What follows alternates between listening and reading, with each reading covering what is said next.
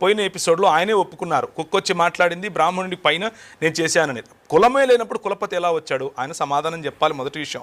రెండో విషయం, క్రైస్తవ మతం అన్యాయం చేస్తుంది, దాని గురించి వస్తాను.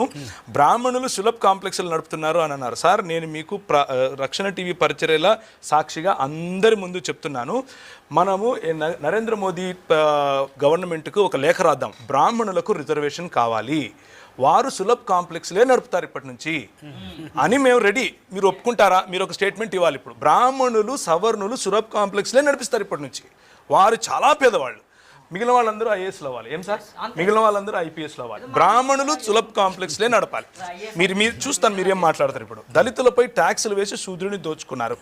ఇది రాజీవ్ మల్హోత్రా లాంటి భయంకరమైన దేశాన్ని విచ్ఛిన్నం చేసేటటువంటి ప్రజలు ఇచ్చే స్టేట్మెంట్. అలాంటి దానికి ఎంబీబీఎస్ డాక్టర్గా మీరు వత్తాసు పలకటం ఏమాత్రం నాకు నచ్చలేదు. ఎందుకు అనంటే, దళితులపై ట్యాక్సులు వేశారు అని చెప్తున్నారు.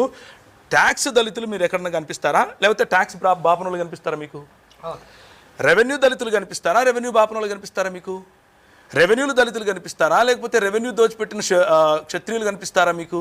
సార్, ఇది దేశ చరిత్రను తెలుసుకోకపోతే చరిత్రహీనులం అవుతాం. ఇది అంబేద్కర్ గారు ఒక మాట చెప్పారు, ఈ విషయాన్ని దాన్ని కోట్ చేస్తున్నాను. బ్రాహ్మణులు సులభ్ కాంప్లెక్స్లు నడుపుకుంటారు అనంటే ఎంత హాస్యాస్పదమో, దళితుల పైన ట్యాక్స్లు వేశారంటే కూడా అంతే హాస్యాస్పదం. ఎందుకంటే సార్, దళితులు ఈ దేశంలో ఈ బయట నుంచి వచ్చినటువంటి వలసవాదులు వచ్చినప్పుడు దళితులకు తిండి లేదు, దళితులకు పై వస్త్రం వేసుకునే హక్కు లేదు, దళితులు గోచి కట్టుకొని తిరగాలి, మూతికి ఒక ముంత పెట్టుకోవాలి, ముడ్డికి ఒక చీపురు కట్టుకొని తిరగాలి. అది మా బతుకు ఇక్కడ. ఎవరు అలా దోచింది? వాడు వచ్చి దోచాడు, ఆ తెల్లోడు బ్రిటిషోడు దోపిడి దొంగ. మీకంటే ఎక్కువగా అరిచి నేను చెప్తాను. కానీ ఆ దొంగకు వత్తాసు పలికింది ఎవరు? బ్రాహ్మణవాదం కాదా? ఆ దొంగకు దోచిపెట్టింది ఎవరు? బ్రాహ్మణవాదం కాదా? ఆ దొంగ మీ దేవాలయాల దగ్గరకు వచ్చి కాపు కాస్తే పోయి చచ్చిపోయింది ఎవరు? దళితులు కాదా? ఎవరికి చెప్తున్నారు ఈ కథలు? కథలు ఎవరికైనా వేరే వాళ్ళకి చెప్పాలి. క్రిమినల్ ట్రైబల్ యాక్ట్ ఎవరు చేశారు సార్? బ్రిటిష్ వాళ్ళు చేశారా?